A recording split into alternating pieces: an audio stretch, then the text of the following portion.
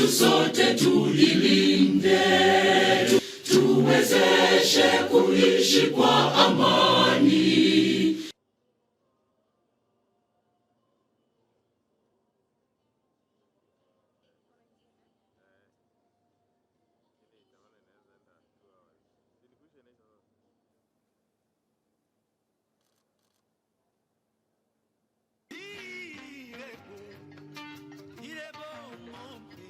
I called the Chair Council of Ministers to give his remarks.